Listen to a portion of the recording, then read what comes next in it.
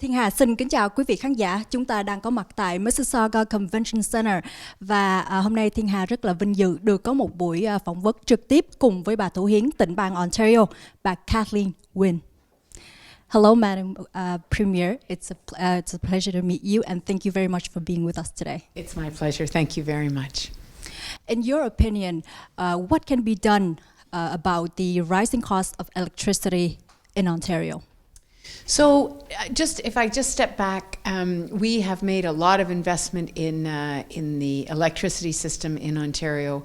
We shut down all of the coal-fired plants, so we don't have smog days anymore. We have a clean electricity system now with many renewables.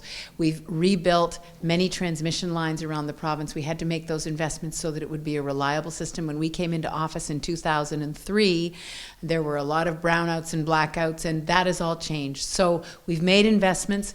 We know that there's a cost associated with that, but we have also put in place programs to help residents and to help businesses to deal with the electricity costs. So anyone who is living, who has a low income, there's a program called the Ontario Energy Support Program, and they should make sure that they apply for that because they will get significant reductions on their electricity bill.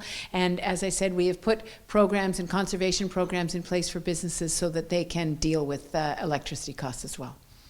Yes, and what can we expect from the recovery of the economy of Ontario? So right now, what's happening is Ontario is one of the leaders in economic growth in Canada. We've been making investments in infrastructure, so roads and bridges and transit all over the province. We are changing the Ontario Student Grant, the way tuition works in Ontario, so that low-income and low-middle-income students have access to free or almost free tuition. And we have been working with businesses to reduce regulation and to make investments in businesses that can thrive in Ontario.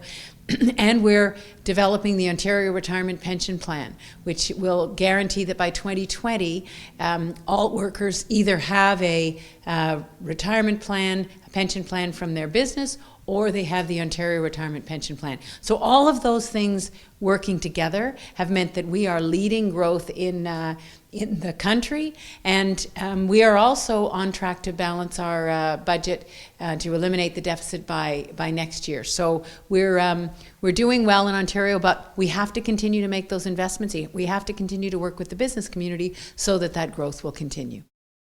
And what are you doing to help immigrants from Vietnam to integrate and succeed in Ontario? Well, I think that there are thousands of, tens of thousands of immigrants who come into Ontario every year. And we have to make sure that people who came here 2 generations ago and people who are coming as we speak get the services that they need. So that means English as a second language services. It means training programs, bridge training programs. The most important thing we can do is make sure that our economy is thriving so that your children and your grandchildren will have jobs in Ontario. And that's the work that we're doing to grow the economy and create jobs. The recent Lunar New Year celebration, which you held for the Asian communities, including the Vietnamese community, has shown the close relationship between the Vietnamese community and the Ontario government. What is your next program to strengthen our relationship?